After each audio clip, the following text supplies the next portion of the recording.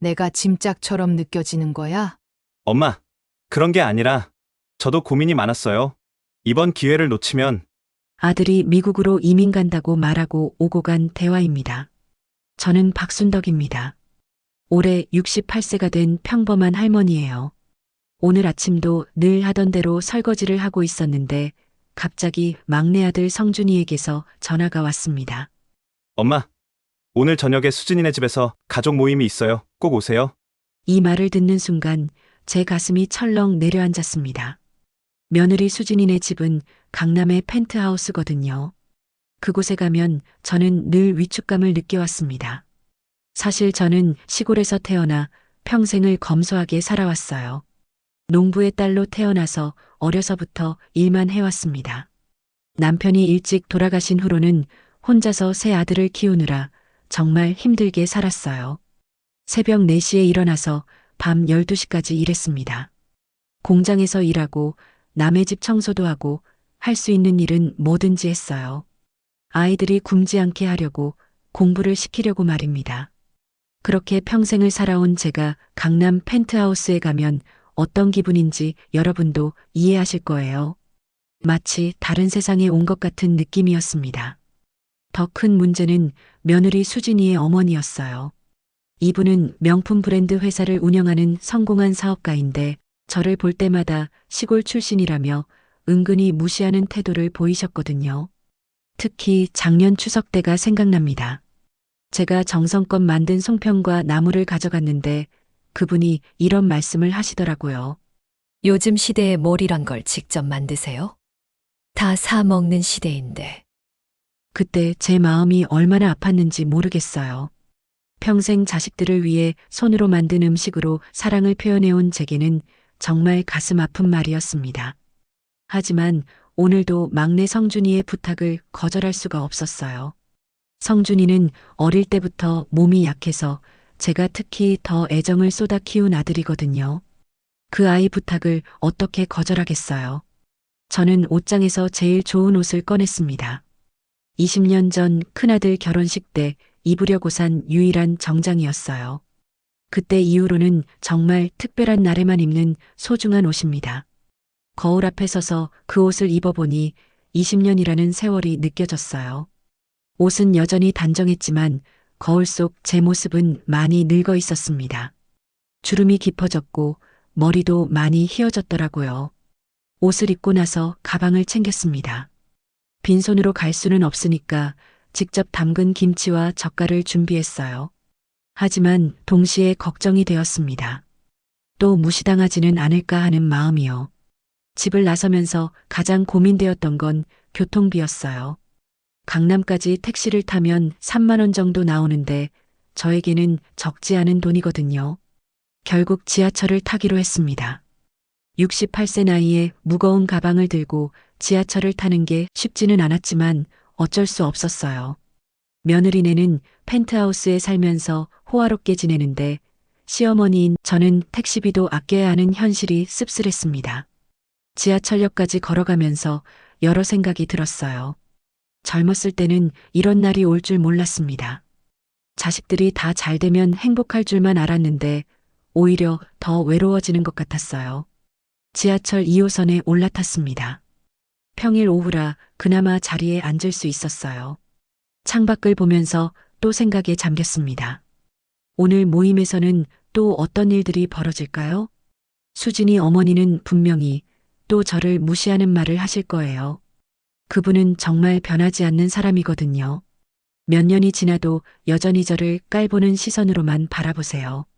지난번에는 제가 입은 옷을 보고 요즘은 좋은 옷이 많은데. 왜 그런 걸 입으세요? 라고 하시더라고요. 저한테는 가장 좋은 옷인데 말이에요. 강남역에 도착했을 때는 벌써 해가 기울어지고 있었습니다.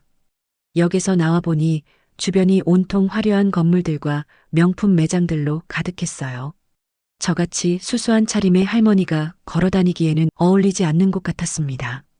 수진이네 펜트하우스까지는 역에서 걸어서 15분 정도 걸렸어요. 68세 할머니에게는 결코 가까운 거리가 아니었지만 그래도 꿋꿋하게 걸어갔습니다. 드디어 그 화려한 아파트 단지 앞에 도착했어요. 로비부터가 호텔 같았습니다. 대리석으로 된 바닥과 샹들리에, 그리고 정장을 입은 경비원까지 정말 다른 세상 같았어요. 엘리베이터를 타고 올라가면서 제 심장이 두근두근 뛰었습니다. 긴장되기도 하고 걱정되기도 했어요. 오늘은 또 어떤 시선을 받게 될까요? 수진이네 집 앞에 서서 초인종을 누르기 전에 잠시 숨을 고르고 마음을 다잡았습니다. 아무리 힘들어도 사랑하는 막내 아들을 위해서라면 참을 수 있을 거예요.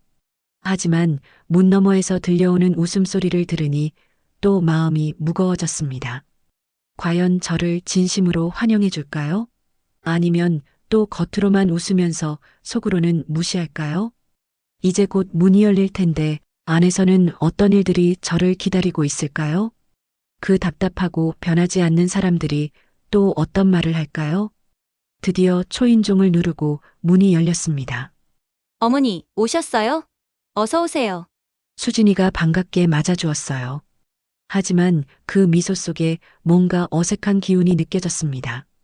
거실로 들어가니 이미 온 가족이 모여 있었어요. 성준이와 수진이는 물론이고 수진이 부모님까지 참석해 계셨습니다. 이렇게 격식을 차린 자리라니 뭔가 중대한 이야기가 있을 것 같았어요. 저는 준비해온 김치와 젓갈을 내놓았습니다. 손수 담그신 거죠. 정성이 대단하세요. 수진이 아버지께서 다행히 고마워해 주셨어요. 그래도 수진이 어머니의 표정은 여전히 싸늘했습니다. 소파에 앉아 차를 마시며 이런저런 안부를 물었어요. 하지만 분위기가 어딘지 무거웠습니다. 평소와는 다른 긴장감이 감돌았어요. 그때 수진이 어머니가 먼저 입을 여셨습니다. 사실 오늘 모신 이유가 있어요. 제 가슴이 두근거리기 시작했어요. 뭔가 중요한 이야기가 나올 것 같았거든요. 저희가 성준이와 수진이를 위해서 미국 이민을 준비하고 있거든요. 순간 제 머릿속이 하얘졌습니다. 성준이가 미국으로 간다고요? 막내 아들이 저를 두고 그 먼 곳으로 간다는 말씀이신가요? 김서방이 실리콘밸리에서 투자를 받을 기회가 생겼어요. 정말 좋은 기회거든요. 저는 잠시 말을 잃었어요. 물론 아들이 성공하는 건 좋은 일이죠. 하지만 갑작스러운 소식에 당황스러웠습니다. 성준이를 바라보니 어색하게 미소를 지으며 고개를 끄덕였어요. 엄마, 정말 좋은 기회예요. 꿈에 그리던 일을 할 수 있게 됐어요. 아들의 꿈을 응원해야 하는데 왜 이렇게 마음이 무거울까요? 뭔가 불길한 예감이 들었습니다. 그런데 수진이 어머니가 계속 말을 이어갔어요. 그런데 솔직히 말씀드리면 성준이가 부모님을 모시겠다고 하는 바람에 일이 좀 복잡해졌어요. 이 말을 들은 순간 제 가슴이 쿵 내려앉았습니다. 무슨 뜻인지 대충 짐작이 갔거든요. 미국 비자 문제도 있고 경제적 부담도 만만치 않아요. 저는 조용히 들었습니다. 하지만 속으로는 벌써 무슨 말이 나올지 알 것 같았어요. 그래서 제안 드리는 건데 어머님께서는 한국에 남아 계시면 어떨까요? 결국 나왔네요. 제가 예상했던 그 말이. 어머님은 시누이들이 모시면 되니까 그게 모두에게 좋을 것 같은데요. 순간 제가 어지러웠습니다. 막내 아들을 미국으로 보내면서 저는 짐이라고 여기는 거였어요. 저는 성준이를 바라봤습니다. 아들은 고개를 숙이고 있었어요. 제 눈을 마주치지 못했습니다. 성준아, 정말 그렇게 생각하니? 제가 조용히 물어봤어요. 아들은 한참 동안 대답하지 못했습니다. 엄마, 저도 고민이 많았어요. 하지만 이번 기회를 놓치면 아들의 목소리가 떨렸어요. 저도 가슴이 미어졌습니다. 평생을 자식들을 위해 살아온 제가 이제는 아들의 성공에 방해가 되는 존재가 된 거였어요. 짐이 된 거죠.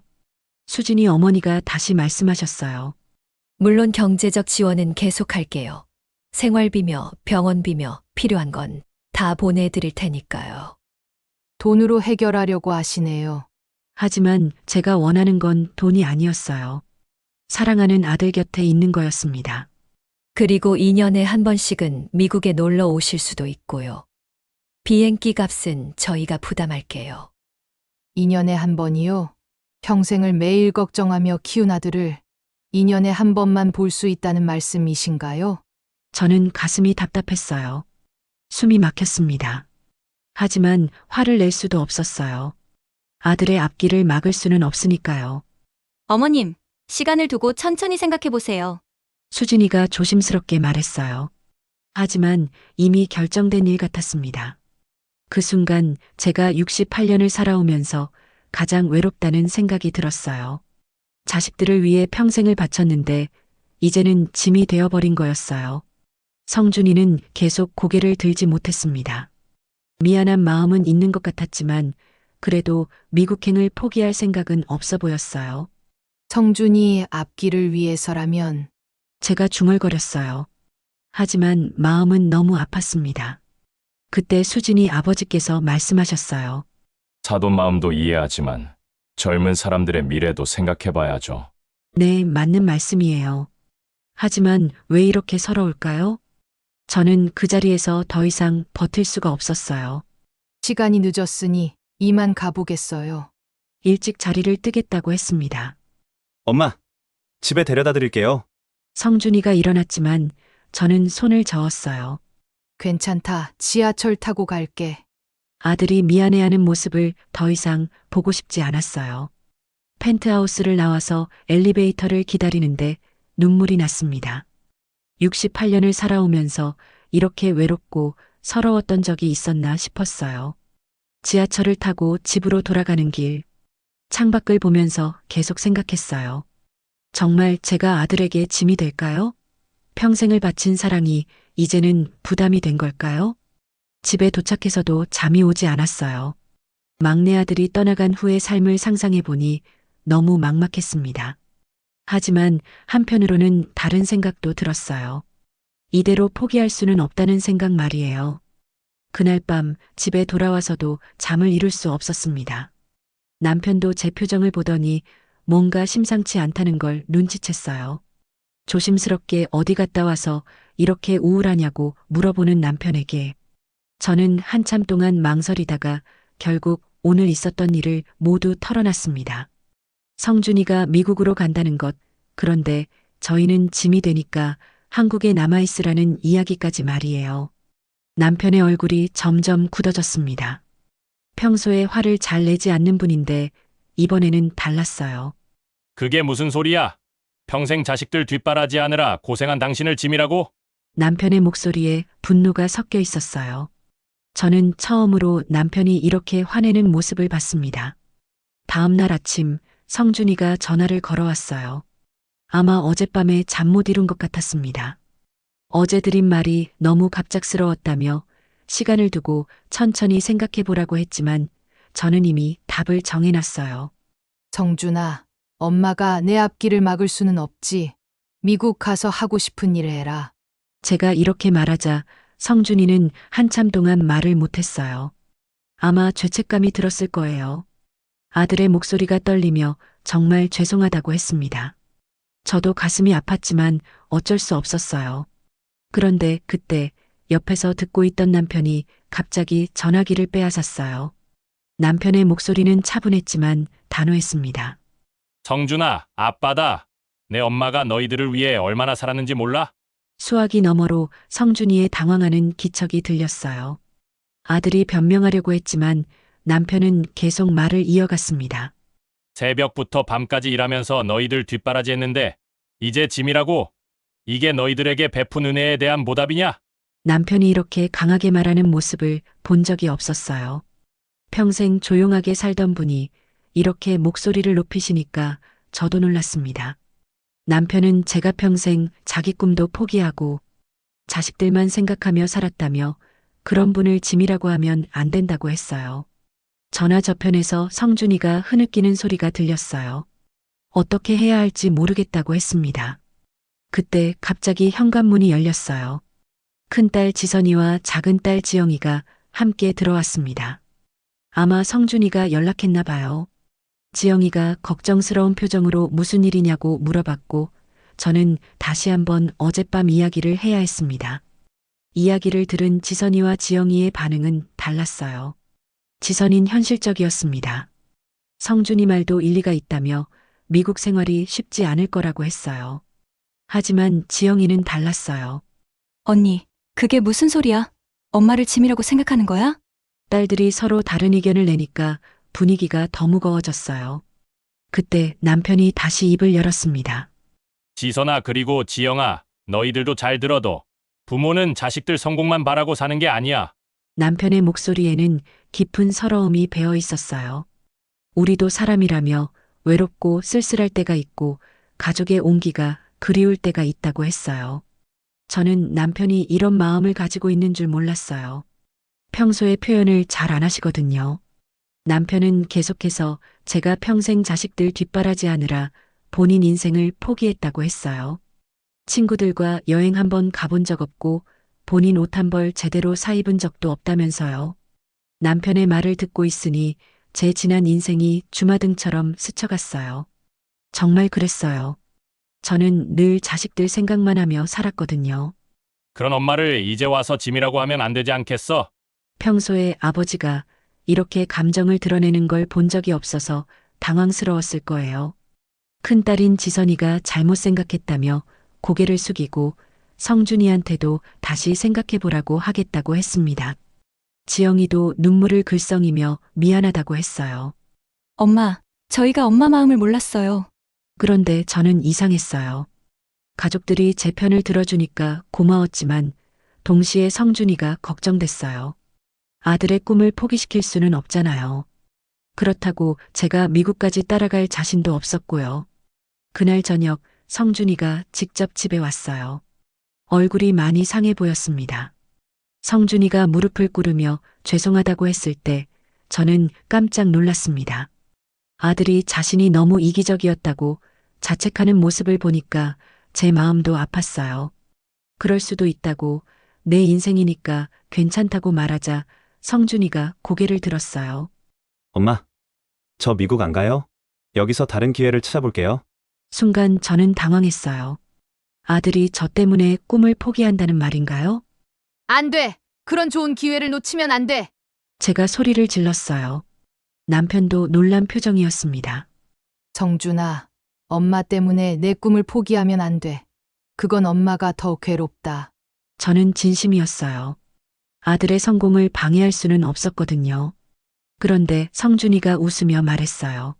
엄마, 저도 많이 생각해봤어요. 엄마 없는 성공이 무슨 의미가 있겠어요? 이 말을 들으니까 눈물이 났어요. 하지만 동시에 답답했습니다. 도대체 어떻게 해야 할까요? 아들의 꿈도 응원해주고 싶고 동시에 가족이 함께 있고도 싶었어요. 그날 밤 잠자리에서 남편과 오랫동안 이야기했습니다. 정말 성준이가 꿈을 포기해야 하는지 물어봤더니 남편이 한참 생각하더니 모두가 행복할 수 있는 방법이 없을까 하고 말했어요. 저도 그런 방법이 있다면 좋겠어요. 그러자 남편이 아까는 그렇게 말은 했지만 그래도 아들의 꿈을 막지는 못할 것 같다고 했어요. 현실은 그렇게 쉽지 않았습니다. 그런데 남편이 그렇게 화를 내고 난 후 뭔가 달라지기 시작했습니다. 일주일 후 성준이가 또 집에 왔어요. 이번에는 혼자가 아니라 수진이와 함께였습니다. 성준이의 표정이 지난번과는 달랐어요. 더 진지하고 단단해 보였습니다. 엄마, 아빠, 저희가 다시 생각해봤어요. 미국 가는 것도 중요하지만 가족이 더 소중하다는 걸 깨달았어요. 수진이도 고개를 끄덕였어요. 처음으로 제 눈을 똑바로 보며 말했습니다. 저는 마음이 복잡했어요. 물론 고맙긴 했지만 아들의 꿈을 포기시키고 싶지는 않았거든요. 그런 좋은 기회를 놓치면 안 된다고 말하려는데 성준이가 손을 저었어요. 엄마, 들어보세요. 저희가 새로운 방법을 찾았어요. 새로운 방법이라니 무슨 말일까요? 미국에서 1년 정도만 있다가 올게요. 그리고 그동안은 민호 형이나 지영이가 부모님을 모실 테니까. 아, 그런 방법이 있었구나. 저는 미처 생각하지 못했어요. 성준이는 1년 후에는 한국에서 사업을 시작할 거라고 미국에서 배운 걸로 말이라고 했어요. 수진이도 덧붙였어요. 어머니, 저도 처음에는 이해를 못했어요. 하지만 지금은 알겠어요. 가족이 얼마나 소중한지. 수진이의 말을 듣고 있으니 눈물이 날 것 같았어요. 처음으로 진심을 느꼈거든요. 남편도 고개를 끄덕이며 그게 좋겠다고 1년 정도야 기다릴 수 있다고 했어요. 그런데 또 다른 변화가 있었어요. 지선이와 지영이 두 딸들의 태도도 달라졌습니다. 민호는 그 다음 주부터 매주 토요일마다 집에 왔어요. 바쁜 중에도 시간을 내서 말이죠.